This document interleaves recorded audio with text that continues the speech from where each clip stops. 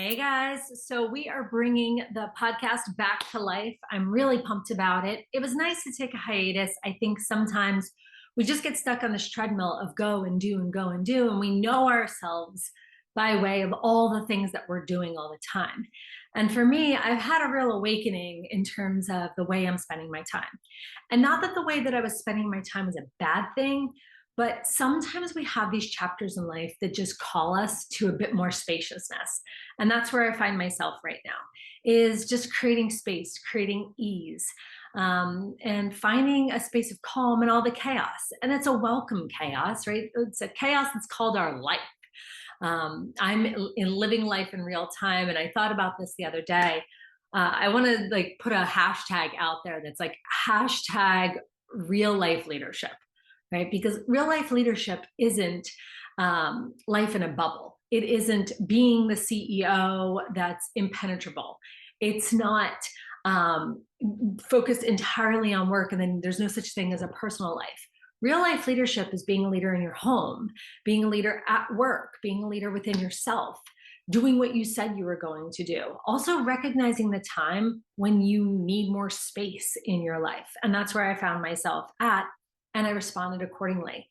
So in my mastermind groups, often we'll talk about the space of pivot or the space of agility, right? Because leadership is about agility. Leadership is about creating space for us to evolve into who we're meant to be. So today, as we bring back, we revive the podcast, what I want to be talking to you about today is going to be my experience with ayahuasca. So we're going to talk a little bit about that, what brought me to it, what the experience was like. Hopefully, I mean, everybody's experience is individual, but hopefully I'll clear up some misnomers that you might have heard about it. I know it's a little taboo, especially in American culture.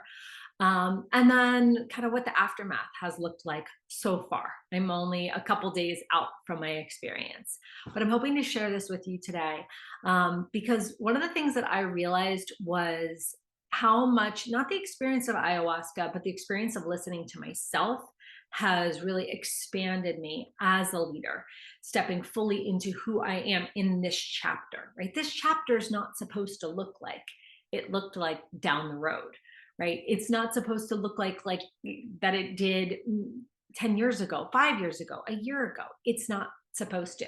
And for many of us, especially as Americans, we tend to think that that means more and more and more and more and more. I mean, I know I was very guilty of that, but I came by it honestly, right? I learned this, as we all do. I learned this in school, right? Of who I'm supposed to be when it comes to leadership, who I'm supposed to be when it comes to achievement, right? You got this grade, I want you to get this grade. You achieved this level or this score. And so you found yourself, especially if you're wired as an achiever, you found yourself creating an identity by way of the external, right, information, the information that I can get from everyone around me about who I am and what I'm worth, especially when I can produce results, right? Especially if I can get that A on the paper, or I can nail that project, or I can, be the fastest in the school, whatever it was. As long as there was a carrot to dangle, and I knew that I could just block out everything else and focus on that one carrot, I felt like, okay, I'm going to be okay in life. That was how I measured things. And I know I'm in good company. For so many of my clients, we have these conversations, and they are almost unlearning who they were taught to be. And I think that's really powerful for us to consider. Even right now, as you're listening to this episode, think about it. Who were you taught to be? And what does it look like to learn who you actually are and unlearn who you aren't, right? There's so many things that we take with us, so many relics that are passed down that's just not our stuff. So I'll tell you a little bit about the ayahuasca experience. I want to say as a disclaimer that, and there's probably like 10 more disclaimers I should have. I don't know. I just want to be real with you guys that everybody's experience is individual, right? So the experience that I have might be the exact same one that you have, or might not even be anywhere in the ballpark. It might be for you, it might not be for you. As you might remember, we have a couple of great episodes on the podcast already recorded with Alex and with Lance, and I'll make sure that they end up in the show notes. And they've shared their plant medicine experiences. I have been around the plant medicine world before, which was always so interesting to me because as a psychotherapist, I'm evidence-based. You have to show me the longitudinal studies. You have to show me the quantitative data. Okay, sure, I'll listen a little bit to qualitative data. Like I was always research-based, and I've opened up the aperture of my mind over time. That being said, I was always invited to do plant medicine ceremonies. In fact, my own sister had invited me back in October and said, hey, we were talking about 40th birthdays. And hers is a couple years away. But I said, well, what do you want to do for your 40th birthday? And she said, oh, I'd really love to have a plant medicine experience with you and our other sister. There's 3 of us. And I immediately was like, no, it's not for me. And it wasn't out of a place of judgment. I just always thought, and I don't know why I came up with this language, but I always thought plant medicine or anything, even like a glass of wine or a trip to Mexico, like whatever, you got to be called to it. And I'm not just talking about called up by your buddy and says like, hey, bro, let's go to Mexico. But like really listen in. Is this what I want? Is this how I feel? Oftentimes, I have had experiences where when I'm upset or I'm frustrated or I'm angry, I won't have a glass of wine because I don't want, and again, this is me as a psychotherapist creating associations for myself. I don't want to have that association, is that I blow off steam by consuming alcohol. Again, it's just me, but in my experience, I feel like I have to be called to that glass of wine, like, ooh, a nice Italian dinner, a nice deep red Brunello for me, right? And again, we also have podcasts on what it's like to choose a sober life. And I'll put that down here with Dr. Brooke Scheller. So everybody has their own path. There is no one size fits all. No matter how much Andrew Huberman that you listen to, and we want to biohack our life this way and that. All of these things are mere suggestions. What works for you might not work for me. What works for me might not work for you. And I think that that's important that we understand ourselves that way, right? That we step into who we are. And in many ways, that is self-care. So back to ayahuasca. My sister had asked me in October. She had experiences in the past and she had shared those with me. And still, I kept saying, yeah, I'm not really called to it. No, just not my thing. Yeah, you know what? She even said, for my birthday, I want to do this. And I'm like, no, I don't think so. Well, life has a very interesting way of presenting a plot twist, if you will. So I'm at dinner, a birthday dinner party at a table with nobody that I know at all whatsoever, except the birthday guy and his wife. And I'm sitting across from them. So, the people to my left, the people to my right, I don't know these people, but here we are nonetheless celebrating his birthday. So I get introduced, oh, here's Bailey. She does leadership psychology. So I'm just chit-chatting around the table. And then all of a sudden, there's a mention made by somebody down at the other side of the table. And he says, oh yeah, like that time you puked in the woods about my friend whose birthday it was. And I thought, that's really interesting. What does he mean puke in the woods? Is he talking about like doing a Tough Mudder or some sort of race? But immediately I kind of knew that he was referring to ayahuasca, but I was like, that's really strange, right? This is all happening in this one moment. So the next thing I know, the wife of my friend says, hey, next time you guys are going to do that, let me know. I'll do it too. I then am witnessing myself, my mouth saying, yes, me too, count me in. And it was such an almost out of body experience, again, at this dinner party, because I was like, I just 2 weeks ago had said no to my own sister. And here I am saying like, oh, yeah, maybe count me in. So anyway, more chit chats going on. That moment kind of came in and went back out again. And I turned to the guy on my right, learning a little bit more about who he is. And it turns out that he is Peruvian, but he's lived in the States forever. And he was telling me a bit about his journey. He does personal training and personal development. Really interesting guy. We're chit-chatting. So the conversation about ayahuasca gets brought up again. And I turned to him and I said, I don't know why but I feel called to do this now. This thing that I've said I'm not doing over and over and over again for years. And he turns to me as if he had like the wisdom of Yoda. And he says, well, that's because you met your teacher. And I thought, what is this guy talking about? Like, what kind of weird dinner party experience am I having? And I said, what do you mean you met my teacher? And he said, well, my father is a shaman and he has a retreat center down in Peru, and he travels the world so that he can to do these ayahuasca ceremonies, to talk to universities and different bodies of study about ayahuasca and the implications of ayahuasca and addiction, or ayahuasca and mental health. I was like, really? So your father's a shaman? He said, and a psychologist. And it was something from, like, again, I can't even explain it. I was like, he might be right. I might have met my teacher. Now, I had time in my schedule because I'm neck deep in real life here, right? I'm a mom, I'm running my own company. My daughter has a zillion and one activities. I'm a solo parent. I've even like kind of accidentally might have created a PTA at my daughter's school that I might have accidentally become the president of. Of course, guys, that's how this all shakes out. And I have time like a hole in the head to pop down to Peru to do a ceremony.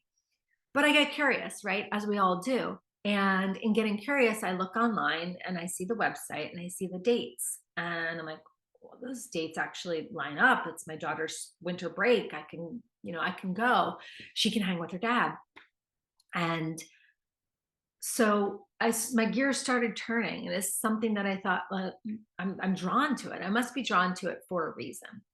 So fast forward, the day of my flight to leave to go to Peru shows up, and I'm sitting underneath the board that says departures before you go through security, debating whether or not I'm going to go.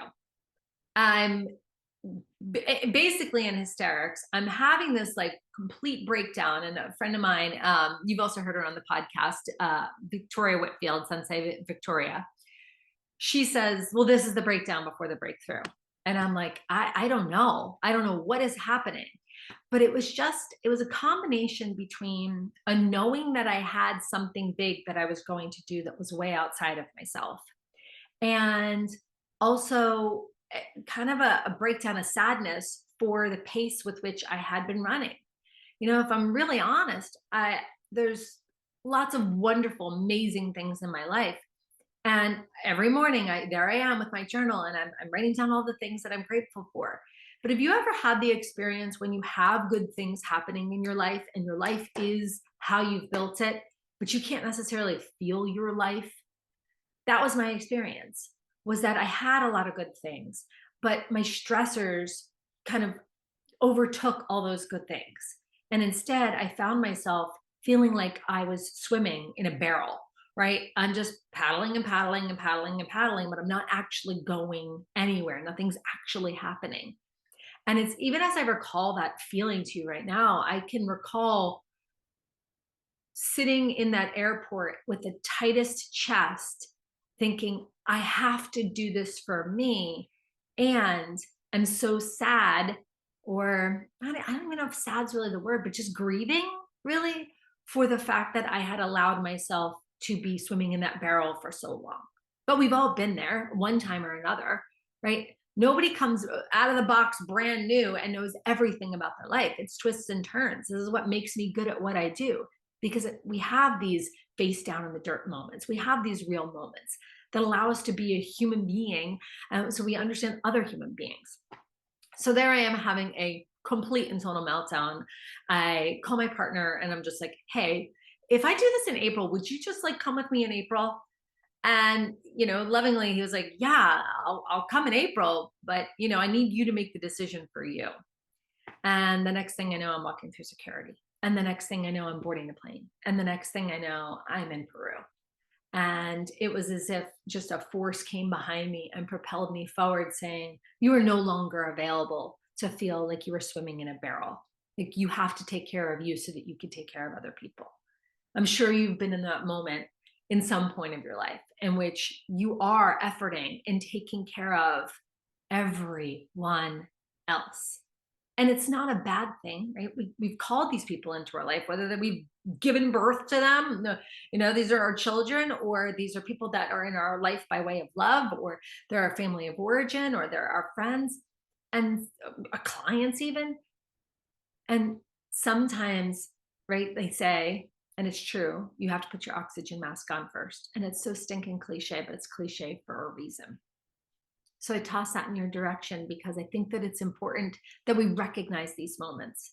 So many of us, and I want to really, I'm putting my therapist hat on here for a second.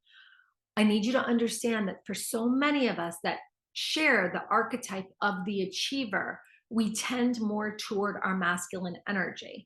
And that has nothing to do with gender. It has everything to do with masculine orientation being secure the perimeter, target the goal, get shit done. And that's me through and through. But when I spend too much time on this side, which, yeah, that has garnished all the success that I have had, it has given me a lot of external feedback that I'm doing a great job.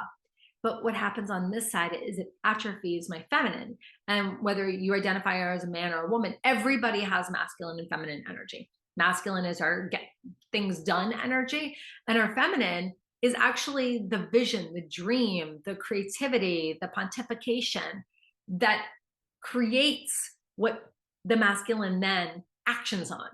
But for so many of us in our culture, we are praised over here on achievement, and we're not necessarily praised on big ideas and visions and dreams.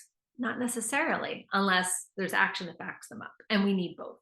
So I found that I was atrophying over here because I was so much over here in this energy, which led to that feeling of swimming in a barrel, right? This is life on life's terms. We all have these experiences in these moments, but it's how you choose to rise from them. So here I am in Peru. I land in Peru. I'm, exploring Cusco because that's where the retreat is 8 hours into the jungle from Cusco. And it was interesting. Like there I am getting ready to get into a small bus to go 8 hours into the jungle. And I've been around the world. I've been to over 40 countries. So traveling and being in places that I don't know is not intimidating to me. I'm very privileged that way.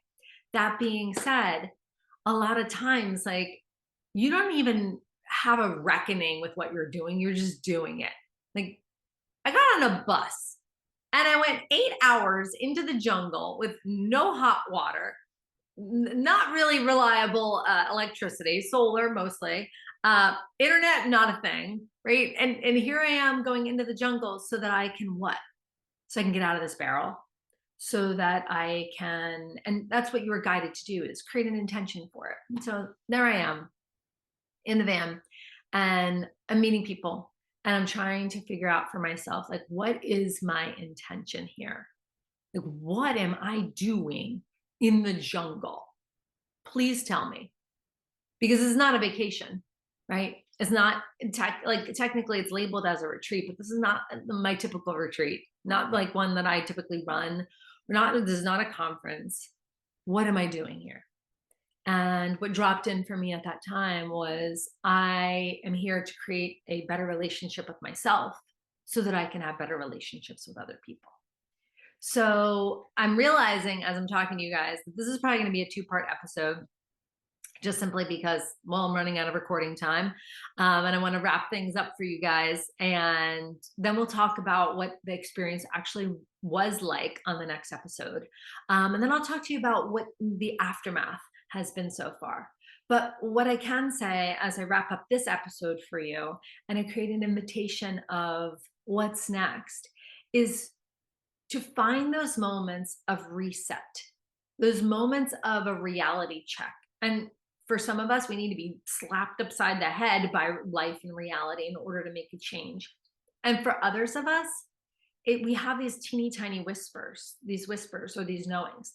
I'm telling you, and I can't drive home the fact that I was not having ayahuasca ceremony on my radar at all. I will show you all of my goals because you guys know I love a good strategy and planning. I've planned every year for over the last decade plus. Never have I had ayahuasca ceremony on any of my goals, my ambitions, my vision for the year. I had just even done a vision board um, in January to start the year. It wasn't on there. No, no. But sometimes we're guided in a way, whether that's a nudge from the universe or a knowing, but it's hard to know when you aren't listening.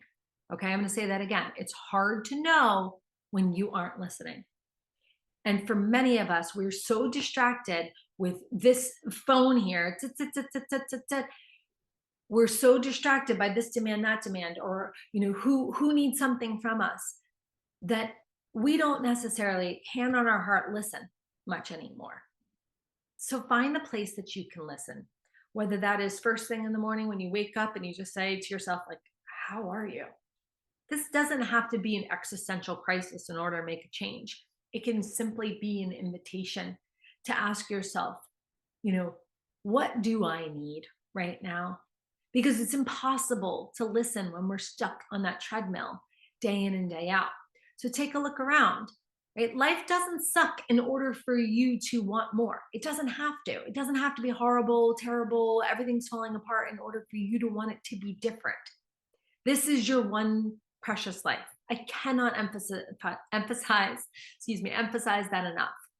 This is your one precious life.